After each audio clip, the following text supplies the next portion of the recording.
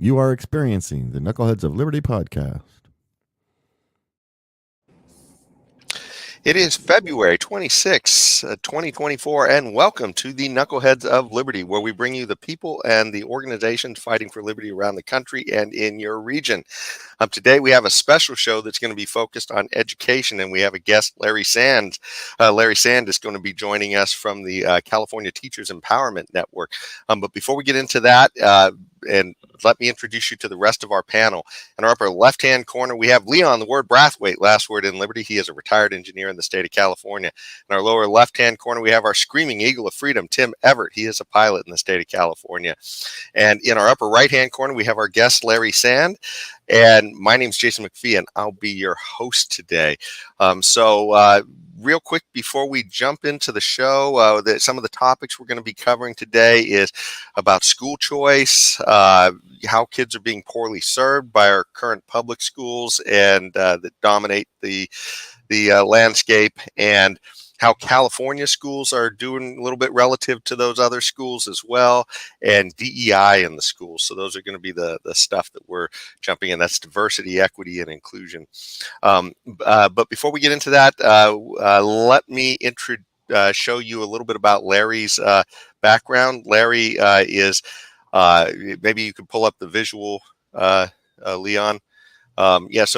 Larry has the California Teachers Empowerment Network, and that is an organization that's dedicated to giving teachers more information that's not sort of from, I guess, the politicized teachers union is probably the way to say it, and try to give teachers some real honest information about their profession and, what's going on in education.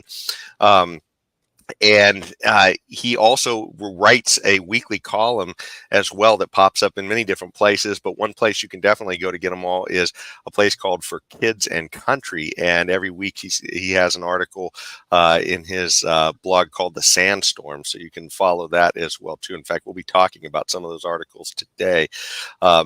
Larry, did you want to say anything real quick about the Teachers Empowerment Network and anything else regarding that? Well, we were created to get information to teachers about their profession and their unions that they don't get from their school district or their unions. And we just try to give teachers facts, unvarnished facts. I separate myself from the organization because of my own personal life, as you'll soon see, I'm very opinionated. But as president of C10, once again, it's just facts. And Larry, you've been a lifelong teacher as well, too, right? So, I mean, it's you definitely know what you're talking about here. Yeah. I taught for 28 and a half years. I retired in 2009. And when I retired, I went full time into reform and pro school choice and reporting on union, should we say, misdoings. And as long as I have the ability, I'm going to keep on doing it. It's been almost 15 years now. Awesome. And if you want more information about Larry, too, we had an earlier show about a year or so ago where Larry was our guest, and so you can go dive more into the background of that. But today we're really going to dig in on the topics. So what we always start off with nowadays is our Liberty quote of the day. So this time, Jane, maybe you can bring up the visual. We're going to start with our Liberty quote from Mr. Frederick Douglass. And I can't think of a more important quote around education than this particular one. Knowledge makes a man unfit to be a slave. And of course, our schools don't seem to be doing a very good job of imparting knowledge, so, which kind of maybe gets into what the real mission is in the schools a little bit. Obviously, he is a writer and abolitionist, around the time of, the 1800s in our country. And he was, actually born into slavery. So, man definitely knows what he's talking about on this. So, but did any of you guys want to jump in real quick before we get into the topics on Mr. Douglass?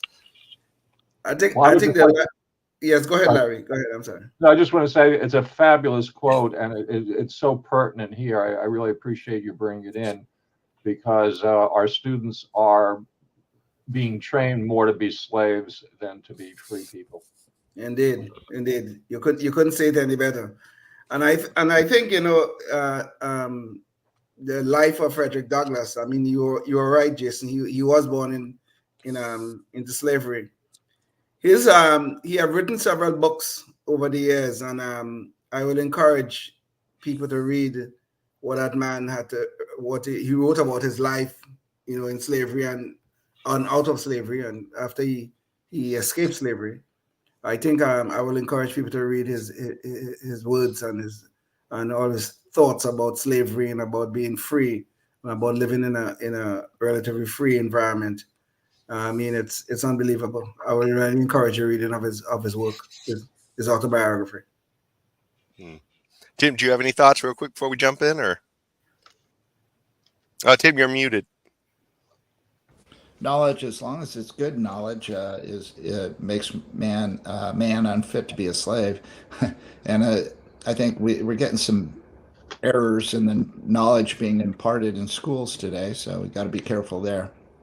And that's what this is all about. That's what this discussion is about. Well, is there any such a thing as really bad knowledge? I think we have lots of information though, and that information, for it to turn into knowledge, for it to become knowledge, it must be able to withstand scrutiny. A lot of the crap that's going on in the school these days cannot be turned into knowledge.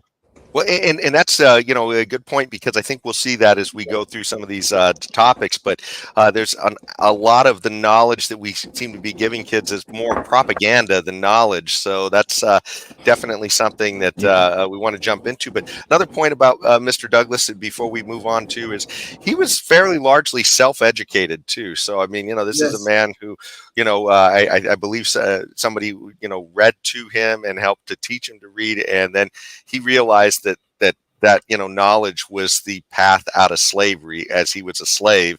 And of course he did escape, and at some point he was he had people who were allies of his who actually paid off his slavery as well later on.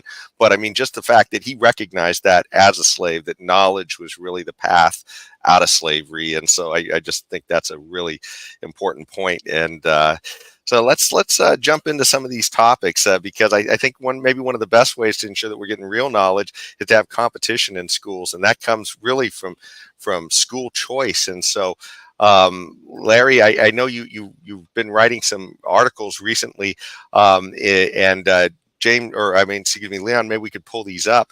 But school choice has really been making some solid ground since the lockdowns.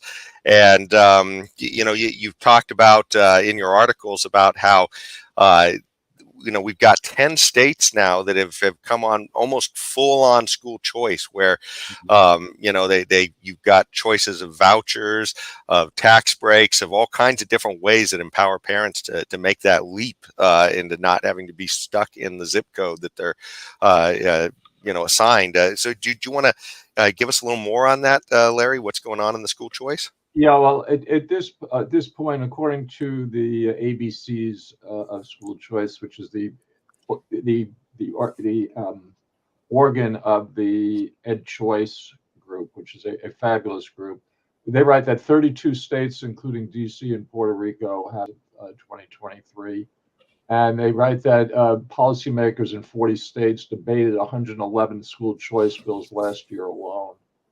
And so just in total, about 20 million students, at 36% of all kids, are now eligible for some sort of private choice program, That's the good news. The bad news is that 64% of the kids are not. And my perennial question here is, food is important, right? We all eat, we need food to live. Yet we have food choice. If we go to the supermarket down the street and they're serving, bad meat and bad vegetables, we can go to another supermarket nearby and buy the food there. Why can't we do the same thing with schools? Why is it so regimented that we must go to our zip code mandated school? It's nuts, and it's a terrible thing to do to children, their families, and taxpayers. Yeah. Indeed. Yes. No, it certainly does seem very arbitrary that, you're tied to this government service. It's almost like I saw an analogy once from I think it was the Hoover Institute or somebody, where they talked about imagine if we had to get our food that way, that we had a government cafeterias in every neighborhood, and you were forced to get all your food from the government cafeteria, the good food in your neighborhood, as brought to you by the government. And I think most people would see the error of Many that. of us would be dying of malnutrition if that was the case. Yeah. And when you get food poisoning, they tell you, "Oh, we're just doing some diversity, equity, and inclusion. Don't worry about it." You need some more tax money to get the poison out of the food. Yeah.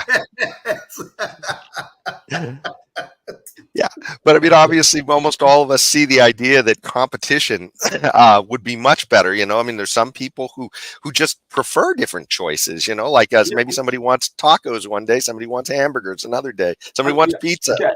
Everybody in this group is old enough to remember back in the 80s when the phone company was a monopoly. And the phones weren't very good; they were expensive. You're right. And then all of a sudden, they were deregulated, and the service got better, and they got cheaper. It's just amazing, and we can do the same thing in education. Yes. It's a monopoly, and monopolies stink. Not to put too fine a point on it. Yeah. Well, the government has the ultimate monopoly, I should say, because they have power and they have law. They can take away our liberties. So the monopolies always produce bad results. I mean, it was bad enough when the government. You're right, Leon. When the government has the monopoly, and not only that, but now the monopoly is unionized.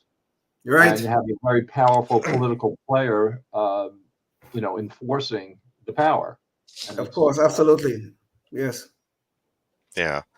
I think one of the areas too where we really saw this, excuse me, take off was with these lockdowns. It really became apparent that one size really doesn't fit all, and of course they tried to shove everybody into these teleeducation, I guess you'd call it, education from home. It was called actually remote learning. Yeah, remote learning, which wasn't remotely true. It's interesting though, because the charter schools, which are schools of choice, adapted very quickly, but the traditional public schools never did.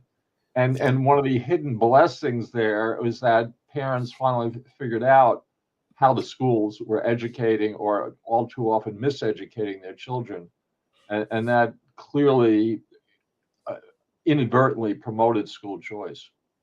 And the way that happened, Larry, at least as far as I recall hearing, and I also have kids too who are of school age, so I kind of saw some of this myself too, but is that parents would actually be inserted into the classroom in a way, because the classroom came into their home, and so they might wander in and see what the heck it was that the kids were learning during the few hours of the day that they actually were learning.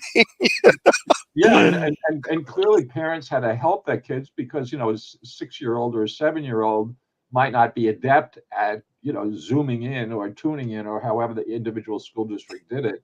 So the parent pretty much had to be there. Yeah. And they got an eyeful all too often. And I mean, it was a combination of ineptitude, and I'm sure there was some dandy indoctrination going on in some cases. So yeah, it was a disaster for the educational establishment and children, but at least the education establishment took a hit. Indeed. Well, one of the things that I guess the biggest resistors to school choice is, because it seems like from everything we're talking about, hey, competition's the way to go. It makes everything better generally, because it helps people to just isolate, just like, you would your phone, your car, anything else. You get to kind of see how different products compare against each other, and you can kind of see, hey, kids are learning in this area, and who knows what they're doing over here in this area. But the biggest impediment appears to be the teachers' unions, and I know that's a topic that really comes up a lot in your writing. And James, maybe you could bring up the visual here again real quick. But this was a similar article that you wrote a few weeks after that, and here it's appearing as well in the Heartland Institute. And again, your articles seem to pop up in a lot of different places as well. But in this particular one, I thought it was kind of interesting because you talk about how school choice is making a lot of inroads, but of course the teachers unions are fighting back with everything they have. And one of the things that they're pushing back with is to say that, well, we can't have school choice and vouchers because, of course, that's racist. That's what they claim. And this was a link from something you noted in the article. Corey DeAngelis, who's also a school choice activist, he wound up showing that in the I guess the strategy material that they were passing around each other, they were trying to show that, hey, look, school choice voucher programs are saying are deeply rooted in segregation, racism, and discrimination. Now, I can't think of what would be less akin to that than having choice. But anyway, did you want to expand on any of that, Larry? Yeah, well, the unions come out with these platitudes, and all too often they are stupid. There's no other way to put it. I mean, it's ridiculous saying that. And my response there was a 2023 YouGov poll, and it revealed that 70.3%, 70.3% of Black parents are in favor of school choice. Mm-hmm. Now, assuming these people aren't stupid or ignorant, how do the unions justify the ridiculous comment that school choice is racist? Yeah, I mean, once upon a time, yeah, maybe in Alabama in the 1950s, parents took their kids out of the public schools when they became desegregated. But come on, I mean, that's, you're taking one scenario. Right now, the biggest problem. The biggest problem area in education is miseducated youth, and all too often those kids are Black and other minorities, and Hispanic also. Yes. So I mean, but platitudes always sound good, and if you don't look, beneath the covers a little bit, you just take their word for it, and it's not a good idea. But you see, this is just a problem though. When we have monopoly power in play, and when the deficiencies are pointed out, or in this case we're talking about some gross deficiencies, the first thing they always run to justify their existence, racism, and we can't have racism in our society. And of course, the accusation of racism, any allegations or accusations of racism, shuts down all arguments. Because if you're talking to a white person, of course, they better keep quiet. They better know the case. So this is a real problem. You're right. This run to racism is used to justify every piece of crap that we see that the government is doing. Yep. I have nothing to add, Leon. You said it all. Okay. One of the things too that gets me about this cry to racism is that the best way that we've seen to get out of racist and irrational bias, basically of any type, is to have competition, because competition essentially puts the spotlight on irrational bias. It makes people pay for their irrational bias, and so the idea that one of the biggest promoters in the past of racism and irrational bias has been the government, by forcing one perspective on everybody. And that's exactly what they're doing by trying to force it all through the teachers unions and the schools. So, and people just really need to wake up and just move beyond the platitudes. And, as I say, look under the covers at the facts. I mean, the facts are irrefutable. Competition works. I mean, test scores are better with this competition. Parent satisfaction is better. Civic values and practices are greater when there's private school choice. There's more integration because private schools do not, limit kids by skin color. School safety is better with this school choice. Everything is better. There's nothing the only thing that suffers is the union bottom line, because they can't afford to organize one private school at a time. And most private schools are not part of networks. So they'd have to go around and do each school individually. Whereas like here in Los Angeles, they can just do a whole city in one fell swoop. Yes. Much easier than doing one school at a time. So that's the reason they hate privatization, because they can't organize one school at a time. It's too much Indeed. for them, too much work, too much Indeed. time. I like the no accountability part, where they can't make sure that the students are getting an education. I think it was number 3 on there. I think they're referring to test scores and so on. So I guess they're really proud of their high test scores. that they're showing what a great job they're doing in educating children. And I guess they assume that private schools and voucher schools and others are not going to be tested similarly. Well, I went all through my elementary school was at a private Catholic school, and then I went to the first 2 years of high school at a private Catholic high school, and I always took those tests, the same national tests we took with everyone else that was in the public school system. I would imagine we scored higher too, but and probably that's really what they're afraid of. That there is accountability and people will see what a poor job that they've been doing. Well, then for the last 25 years, they've been telling us, or maybe the last 30 years, they've been telling us test scores are rising, test scores are rising, test scores are rising. Where are these rising test scores? Where are they? Up to this day, we can't see them.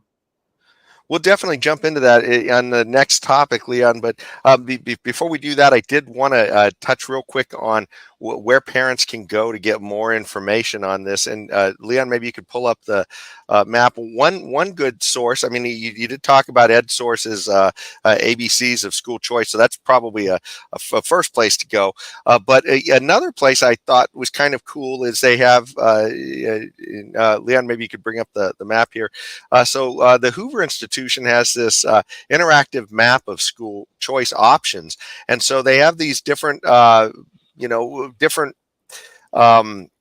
guess aspects of school choice that help to promote school choice. And so they talk about whether you have choices through an interdistrict, charters, vouchers, educational savings accounts.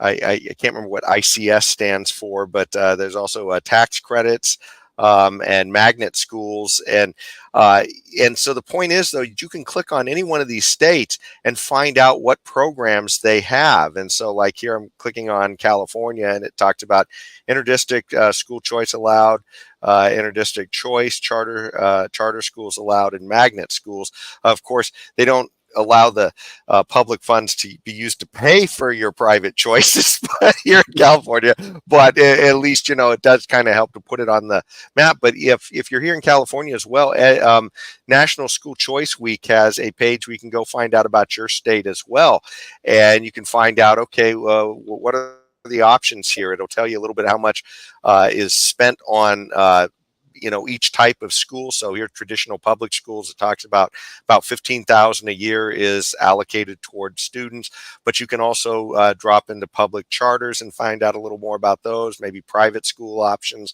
other things like that, just anything to help empower parents to make that leap to say, hey, what are my options? Because boy, if you've seen some of the stuff that, as we've been talking about, that they've been feeding your kids, you may not want to stick with what you're currently doing.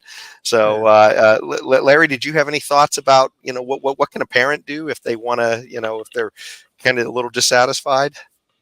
Well, it's obviously, as you point out, it's a state-by-state situation. In California, we have no private choice. So what parents can do is either homeschool or find a charter school if there's one nearby. And unfortunately, the really popular ones are full, just the same way anything popular is hard to get into because, it might be standing room only, so to speak.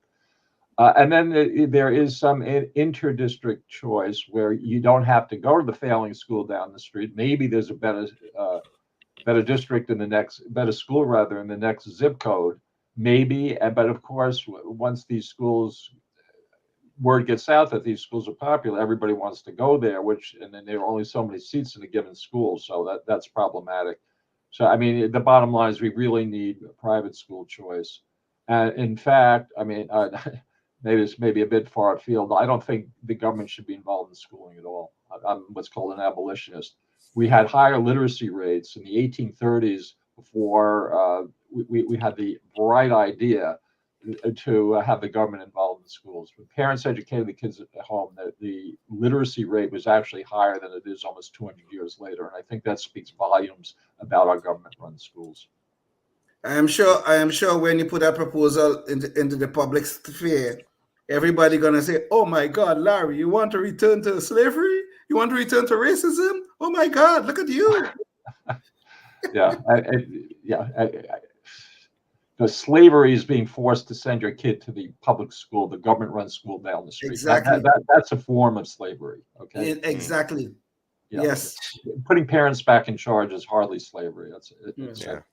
I mean, what you say is true. This is would be a common gripe, but it's nutty. Is what it is.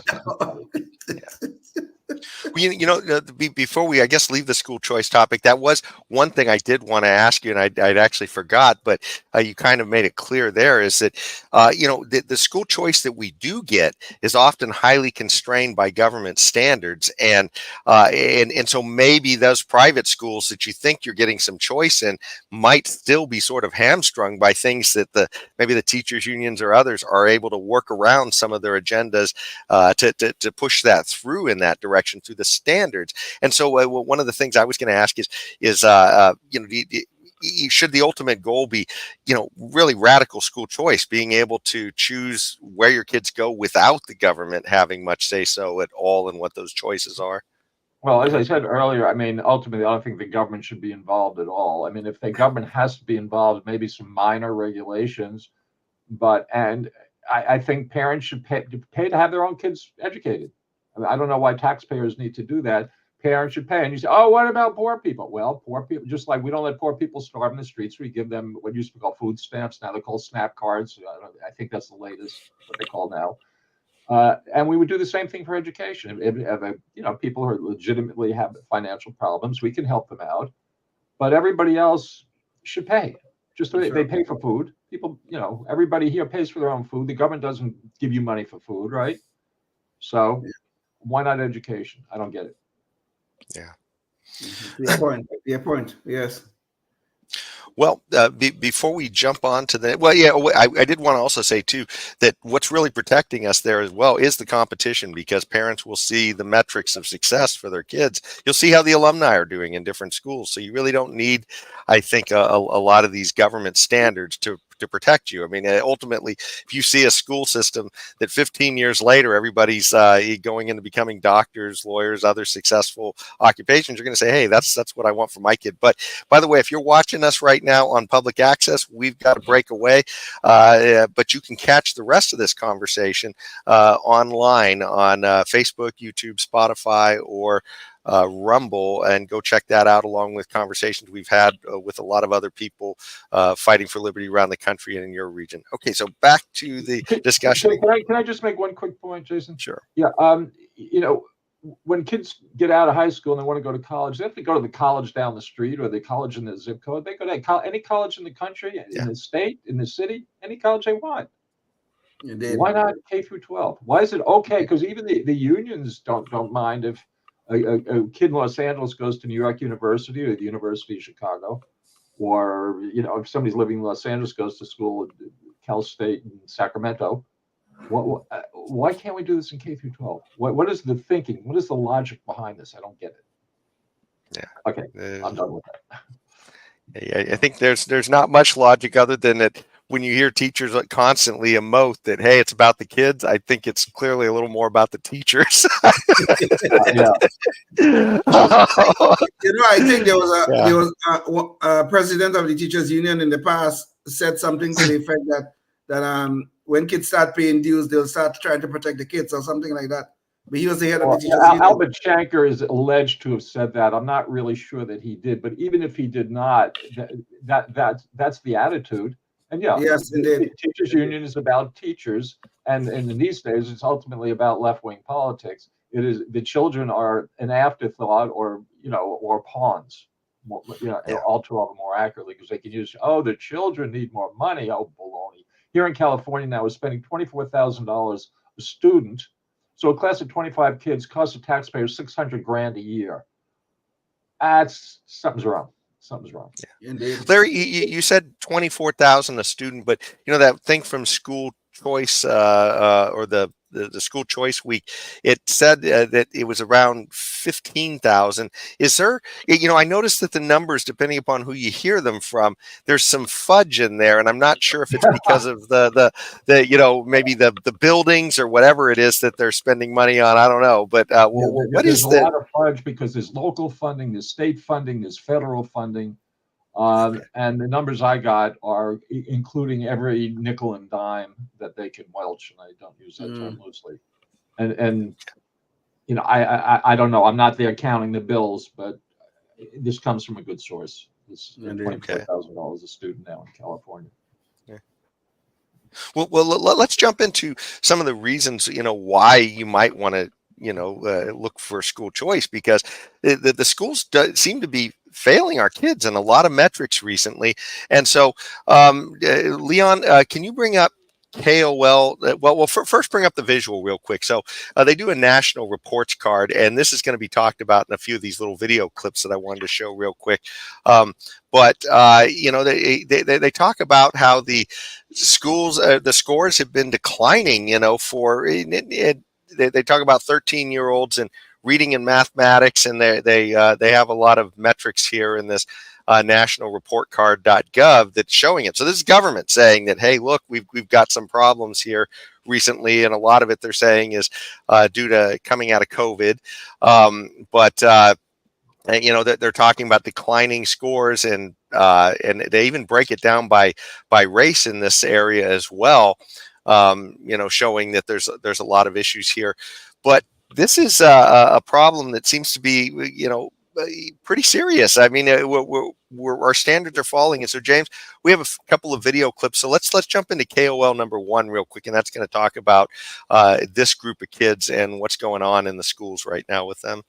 All regions and affecting all kids. New test scores show dramatic learning loss. The single largest drop in math scores for 13-year-olds since the National Assessment of Educational Progress began 50 years ago. Down 9 points from 2019 before the pandemic to the fall of 2022. Reading is not much better, down 4 points. This is a crisis that America cannot ignore.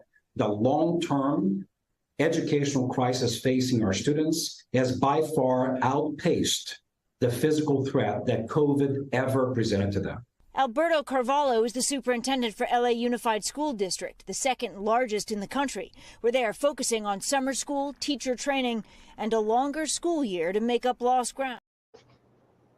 Okay, so that's a little bit of the damage that we're seeing from some of this COVID, but of course, that was a lot of government choice that happened here in California and a lot of other places, because a lot of other places they brought their kids back in earlier, but that had a lot of other impacts on kids as well. And here's a teacher talking about this as well, some of the impacts that she's seen on the kids from COVID. So Leon, can you bring up KOL number 2? Maryland middle school teacher Shannon O'Connor says many of her students are no longer engaged. There still has to be some expectation of responsibility on the student's part. And for a large chunk of them, that has kind of gone to the wayside. How difficult is it to get them back on track if you don't have that buy-in? It's really hard. We try to make it as fun as possible while still keeping to our content and the standards that we have to teach. An age group way behind heading into the critical high school years, with a school system still struggling to get them ready.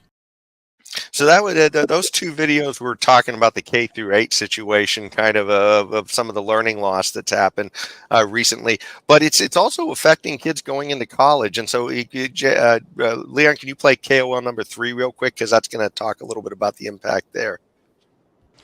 In the United States, scores for high school students taking the American College Test have dropped to their lowest level in more than 3 decades.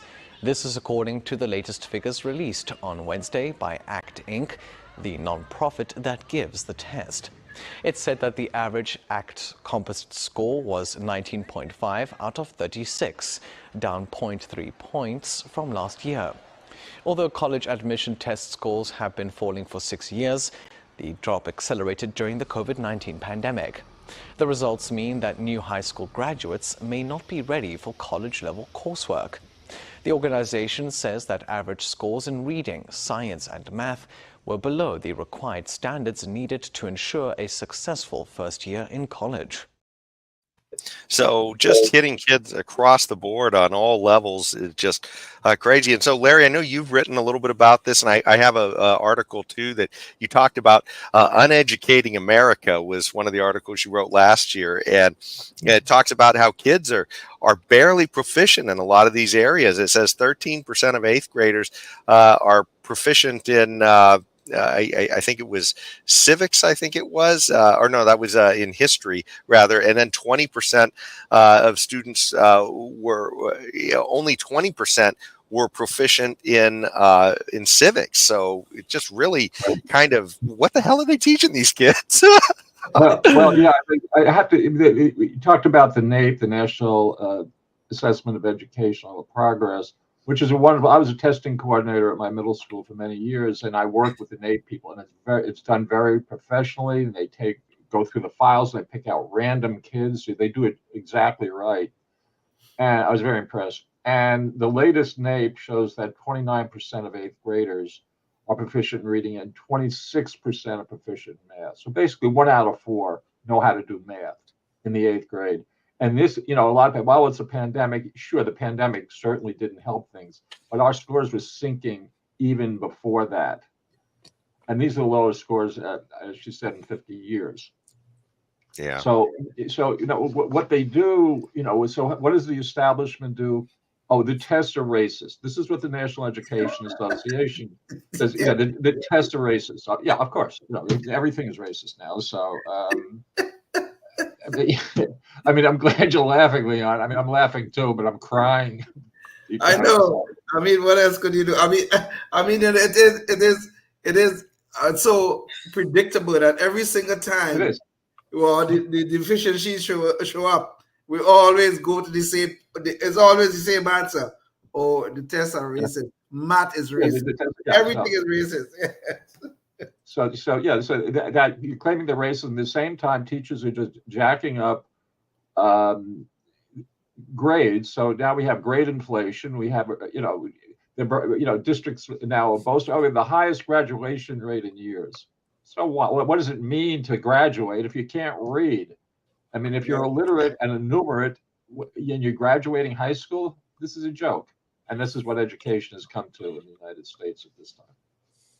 And the funny thing about it is that the teachers, we have teachers and the teachers unions here. They call these strikes. Teachers go on strike for more pay. I mean, they are one of probably the few professions in government bureaucrats is probably in the same boat. One of the few professions in America where they are so incompetent in doing their job, but yet they're getting pay increases all the time. This is ridiculous. Yeah, that's a very good point, Leon. And I'm a firm believer in tying teacher salary. So let me just explain, in case people don't know, there's a salary step schedule. That's the union thing. So when you teach another year, you get a raise. And if you take some what are called professional development classes, which are ridiculous. I mean, you just snooze through these classes, but you take enough of those and you go up the salary scale. Teachers need to be paid on how their students do. Yes. We go to the supermarket, we buy the products that the brands that put out the best product, right? And we're willing to pay a little extra for that because it's a good product, right? Why don't we do the same thing with teachers? Using the standardized test as a metric, if students grades go up, we'll give that teacher a little more money. This would inspire teachers not to lay so much on the critical race theory and all the gender nonsense, and actually teach the ABCs and the 1, 2, 3s once again, which is what we so desperately need. Indeed, yes, indeed. Yeah, that's one of the things that I've seen just as a kid going through school myself back, decades ago, and now is just all of these requirements that they're throwing on, not just in the K through 12, but in the colleges as well. I mean, the idea of things like a foreign language and sort of ethnic studies courses and all this. Certainly, these could be choices in college that may really be beneficial to some people. But the idea that you're going to force that on everybody going through school it seems kind of silly. It's certainly not very efficient. So, right, which obviously once again makes the argument for choice. One school wants to do things this way, another school is wants to do things that way. Give parents a choice. Yeah. Well, one of the most egregious examples I think we heard of last year as well of how some of these different public schools are doing in the city of Baltimore. They had 13 schools, and Leon, maybe you could bring up the visual on this, but it was reported that 13 schools had 0 students that were able to test proficient in mathematics at that grade level there. And I mean, unless they're, you're finding some, value in studying the concept of zero, I don't see any other value in this particular metric. I mean, I don't know what the heck they're doing there, but it's, I just can't even, that's got to be the most objective standard of how a school is doing is how they're doing in math, because, anyway, yeah, go ahead, Larry. What do you think about that? It shows that, Jason, that you're a racist for bringing this up. And it just goes to show you, because Baltimore does not get enough money. If we just doubled the teacher salaries and built new schools, and everything would be okay. This is the mentality, and it's sad. I mean, that figure from Baltimore, I remember I've written about that a couple of times, is just appalling. I mean, there's no other word for it. It's just appalling. Exactly. Yeah. And this is I'm sorry. Did I cut somebody off? I'm sorry. No, this clearly demonstrates what is happening to the education of Black and brown kids in the inner cities of America. Baltimore typifies it. It is so horrible. Kids are getting education in what, if you could call it education, worse than they would get in a third world nation. And this is supposed to be the greatest nation on planet Earth that we are seeing here going on. This is unbelievable. It is. Absolutely.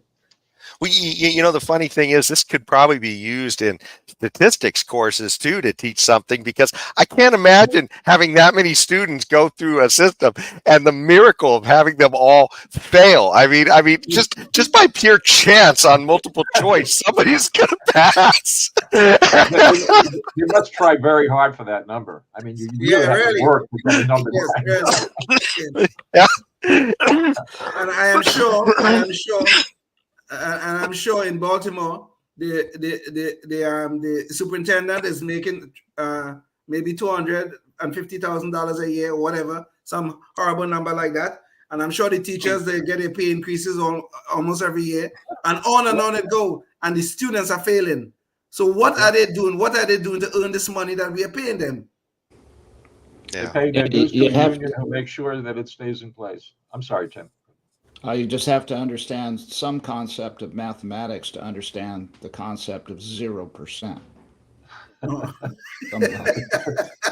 Okay, thank you for that wisdom, Tim. Thank you. Yeah. Maybe in Baltimore they haven't figured out that that's a problem yet. Yeah, they don't understand the whole issue with 0%, because they don't know what 0% is. Well, one of the things I think we're finding out here too is that California doesn't seem to be doing very well with respect to the rest of the nation in education. And so, excuse me, Leon, can you bring up the visual here on this one? We have a Cal Matters article where they talk about how California test scores, have plunged, and I believe they're about 38th in the nation, in a lot of these metrics and how they compare. So, but they're certainly talking about how the standards have certainly fallen here in California after the pandemic. And I know, Larry, you've written a few articles too about, you had this article on California drowning. And one of the articles too I liked that you had was you had this article that compared Chicago Unified and Los Angeles unified. And there was a quote in here that I just thought was amazing, where this when the union for the teachers union for Los Angeles, Cecily Miriart Cruz, when she was asked about how the students were affected by the lockdown, she said, "There is no such thing as learning loss. Our kids didn't lose anything. It's okay that our babies may not have learned all their timetables. They learned resilience. They learned survival. They learned critical thinking skills. They know the difference between a riot and a protest." They know the difference, or they know the words insurrection and coup. So, yes. I mean, and that is 100% verifiable. That's what she said verbatim, and we're laughing about it because it's so idiotic that it is. Yes. Funny. I mean, yes. I mean, it just shows the mentality. You know, they didn't. Yes. You know, they know insurrection and coup means, so they're okay. I mean, the fact that and people are bailing out of Los Angeles. I mean, we used to have 737,000 students here about 20 years ago, and very soon we're going to be under 400,000. It's going to be cut in half, basically, in a few years. I mean, it's between charter schools and people leaving the city, people leaving the state. Los Angeles is the pits. And I used to teach there. So, wow. A little bit of knowledge. Yes. Understand. Well, Larry, in general, what's your thoughts about how California is comparing to the rest of the nation? Too, do you think we're kind of somewhere in the middle, or do you really see it headed downhill fast? I think I don't have the data in front of me. I think we're under average, but not that much. I mean, but average is not so good anymore either. Yeah. And once again, on the NAEP, the latest NAEP in 2022 showed that 30% of the students eighth graders are proficient in reading, and 23% are proficient in math. So it's close to the national numbers, which are pathetic. 23%, less than a quarter of the students are proficient in math in the 8th grade. What have they been doing for all those years? Not much. Larry, are they? I mean, are we? I mean, I think California allow some charter schools. Are they limiting the expansion of charter schools in California? Yeah, California. I think it's 2,450, but we can add like 100 a year, which is good.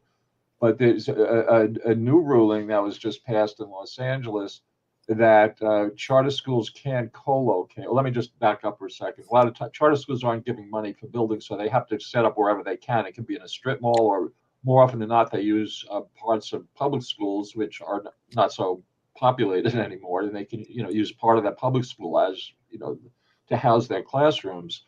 But now in LA, they decided that the co-location shouldn't be in buildings that serve special needs students.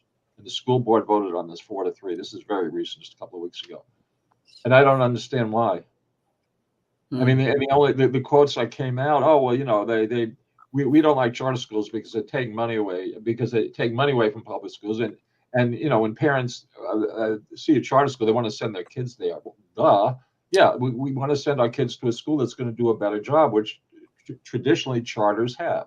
In just about every metric and just about every state, charters do a better job. And it's not hard to understand because these are schools of choice. And parents want to send their kids there. If a charter is not performing, and another thing the unions say, the charters are not accountable. Baloney, the charters are accountable to parents. And if a kid's not learning, parents are going to say, okay, sorry, that charter's not good. I'm going to send my kids elsewhere, or I'm going to homeschool. Yes. So yes, they're accountable, and they do a better job, less money. During the pandemic, they closed, they got it right within 4 days, and the unionized schools never got it right. Kids suffered. Yes. Well, you mentioned, what have the kids been learning to get these low, proficiency scores in mathematics? Well, that kind of really brings us into the next topic we wanted to talk about, which is DEI, diversity, equity, and inclusion. And of course, you've heard all of the illusions we've been talking about, where every excuse for why the schools are failing is racism or something else, or why they don't want any competition to highlight the extent of their failure. Leon, maybe you could bring up this visual. So this is a video we're going to watch real quick. And it talks about some of the standards in California where they've been trying to push in some of this woke math. And this was something from Fox News, I believe it was from 2023. And they've been sort of wrangling back and forth on how much wokeness they want to get into the mathematics criteria. So, Leon, can you bring up video clip number 4? California has adopted a new mathematics curriculum that critics are calling woke math. The framework focuses on big ideas, social justice, and equity, according to supporters. Critics, however, say the focus should be numbers. National correspondent William Lajeunesse takes a look from Los Angeles. Let's see if my math matches your math. A controversial math curriculum taking root in California as reformers this month overcame strong opposition from math and science educators. It definitely will not help them learn math better. I've been teaching math for 43 years, and I can say with certainty that this will cause a great deal of confusion and set students back. 7 divided by 7, let's go. The new framework urges teachers to focus on historically marginalized people and take a justice-oriented perspective by changing course material with less emphasis on problem solving. More than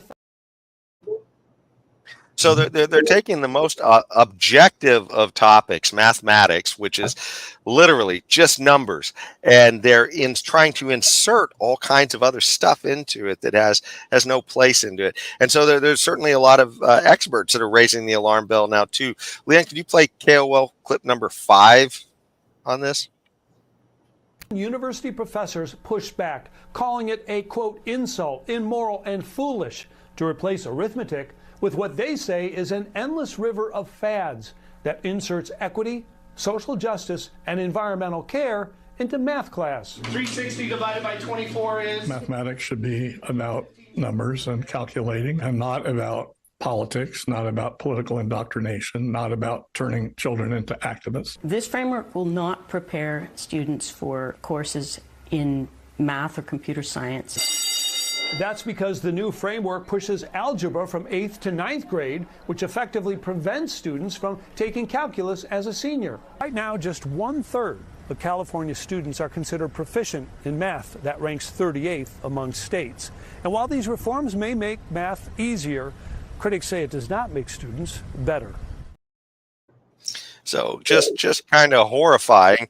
And Larry, I know you've written a lot on this topic of DEI and critical race theory. In fact, there's an article you had from back in 2021 where you talked about how this is essentially just child abuse. Child abuse in plain sight, you called it.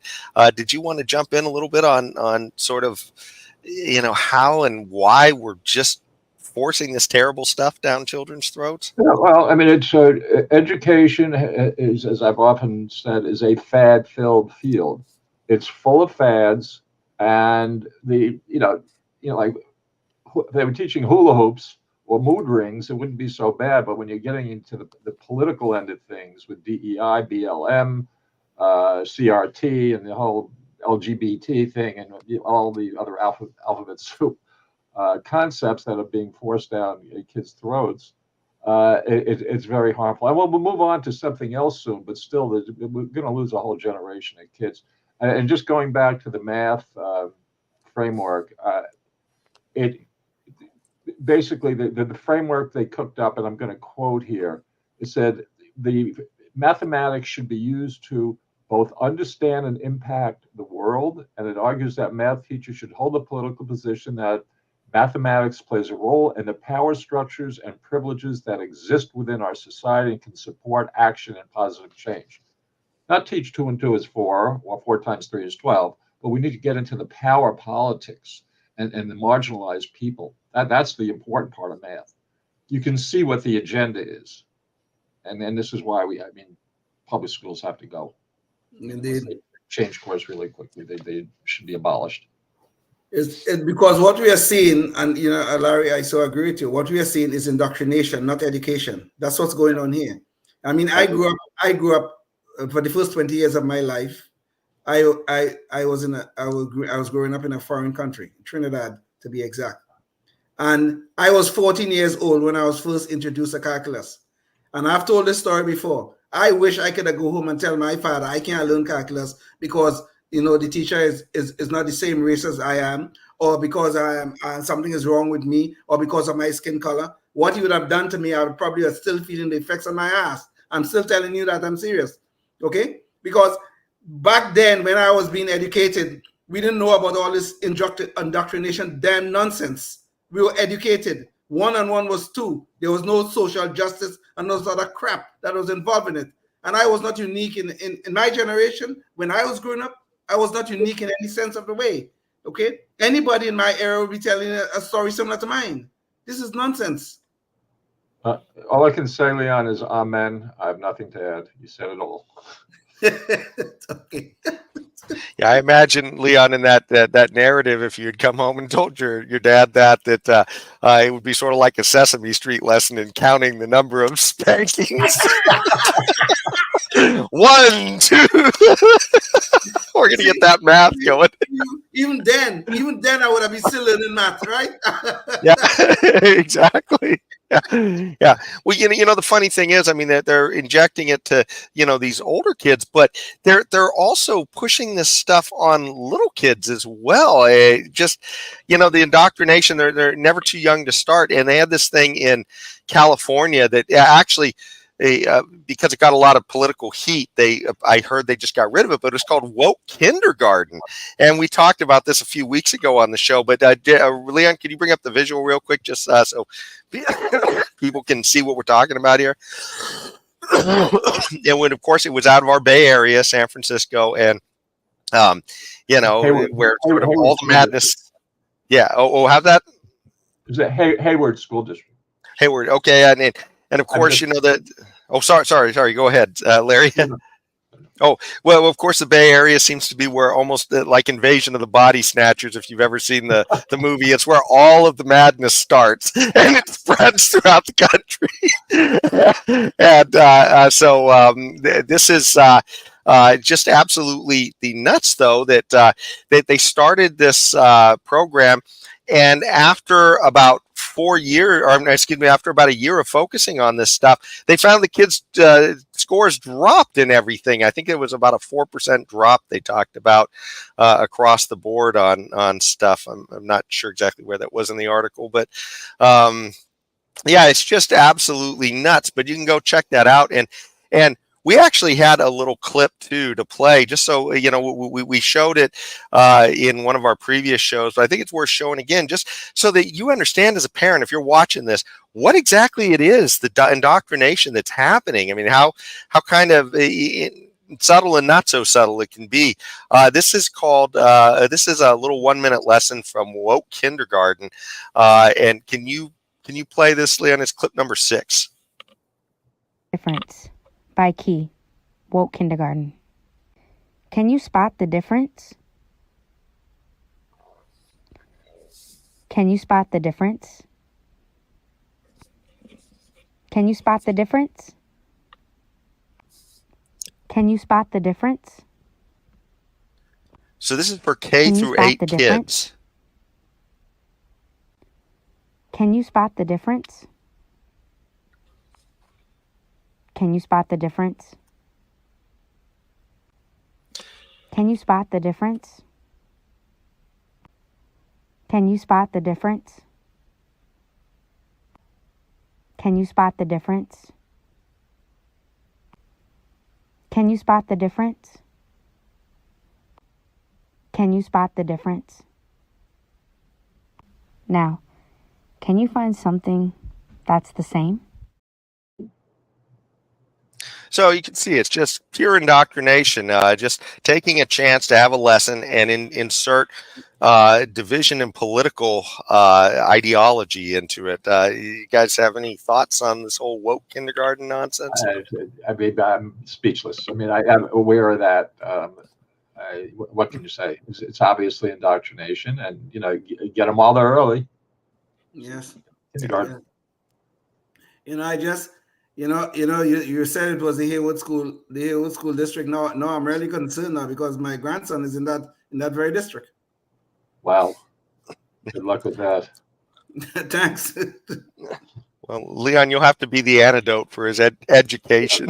God, yes. God, yes. Well, we're getting near the end of the show here, and this is the point where we always bring up our Knucklehead Noise Patrol, which is, where somebody kind of says something really silly or stupid out there in the public.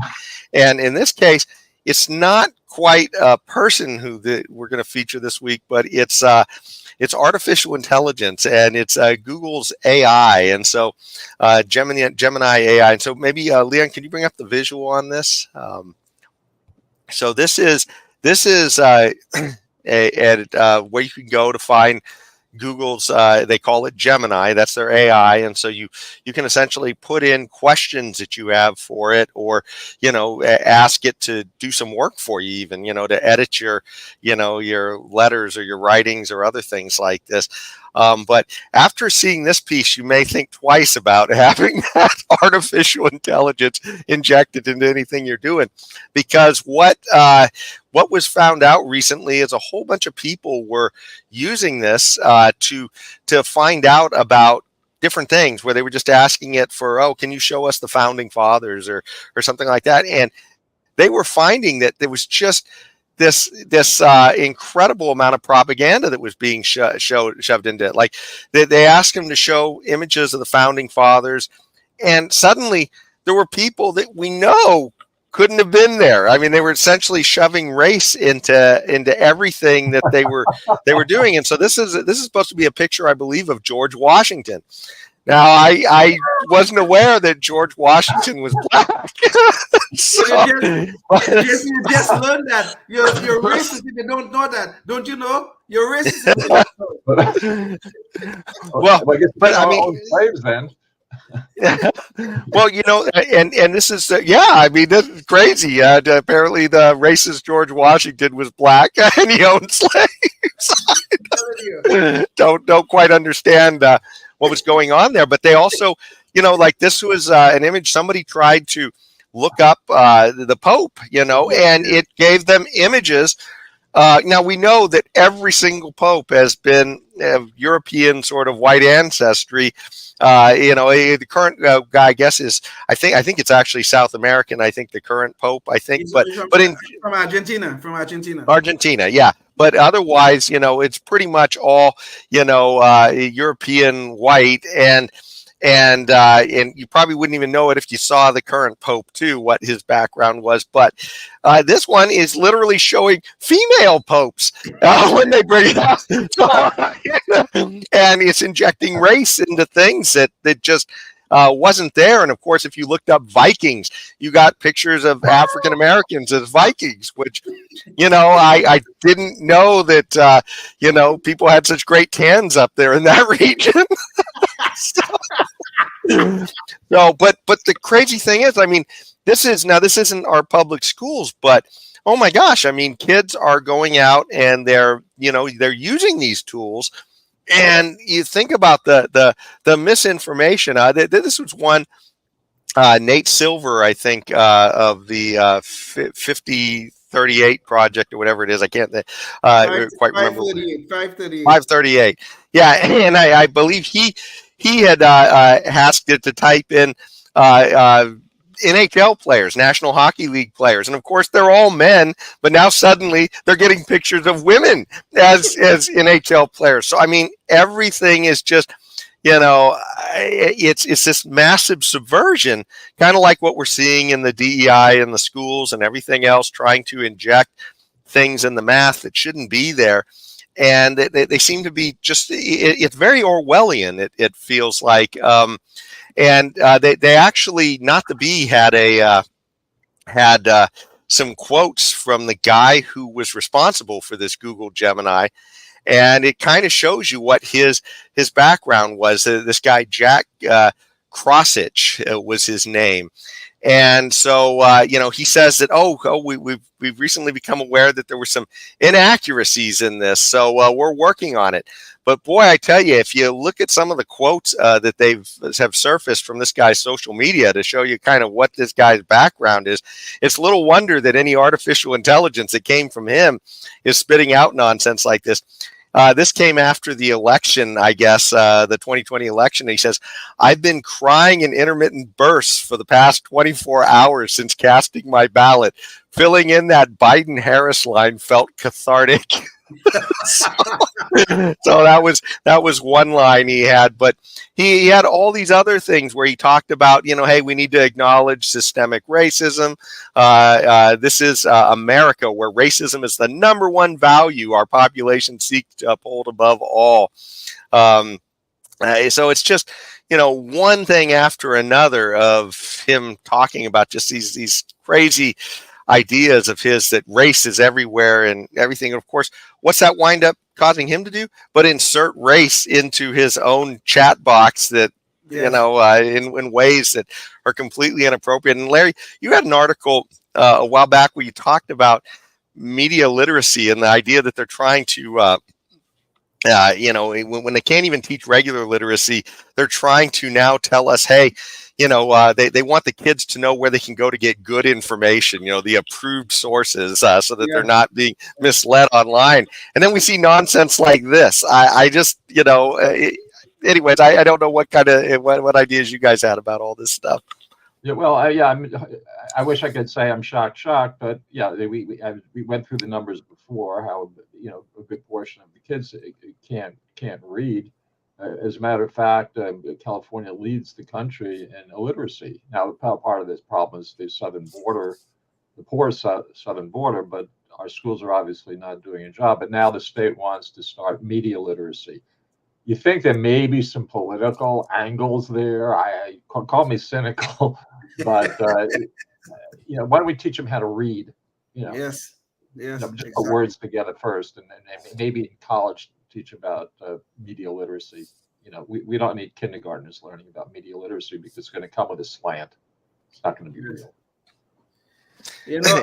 Just this morning, I was reading an article that this problem that we are seeing with Gemini is not only in Gemini. Nearly all of whether it's ChatGPT, whether it's whatever the other AI platforms are, they have problems similar to this, maybe not to the degree of Gemini.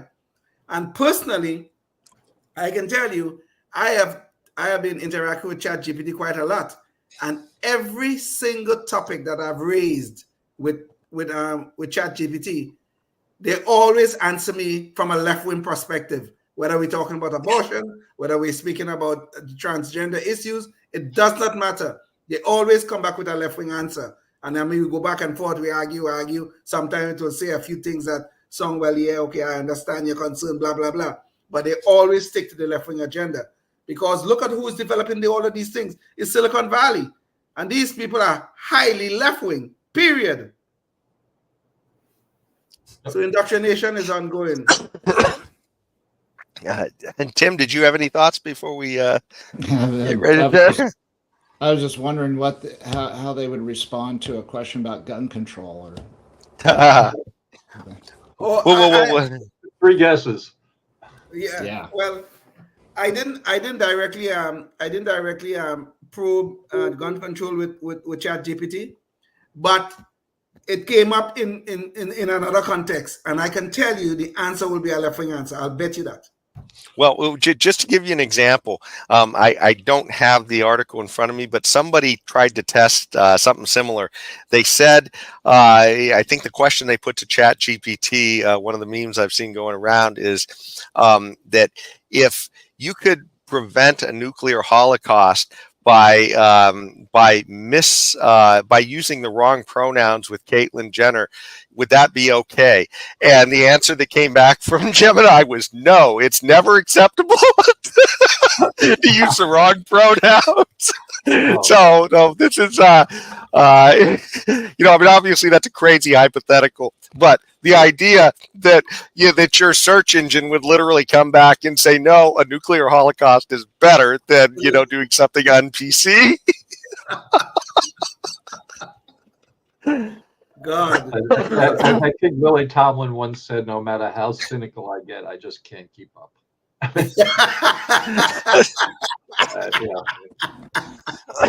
That's me. Well, keeping up, that's, as we exit the show, that was, I think that's one of the things that is so stark about the consequences of all this miseducation, is that the craziness is coming faster and faster at us in society. And I think the seeds of that are all in this terrible government monopoly on education that we've had for the last few generations. Yes. And it's becoming the norm. I mean, when you and the four of us, think of as crazy and fill in, add your adjective, is becoming normal, or as not normal healthy, but normal as in the norm, is what's being taught. Something's got to happen. Yeah, and I mean, some of these crazy things we've been talking about here, they're popping up in the workplaces, and we can see these same conversations that we see this indoctrination starting with the kids. We're seeing it, pop up in a lot of other places, and of course, that makes sense, because where do those kids go? They eventually come into the workplaces, So it's just, it's really, gosh, it's like a mind virus is the best way to call it, which is that's what God Sod. He's a guy who's going to coin that term. A government-supported mind virus. Yeah.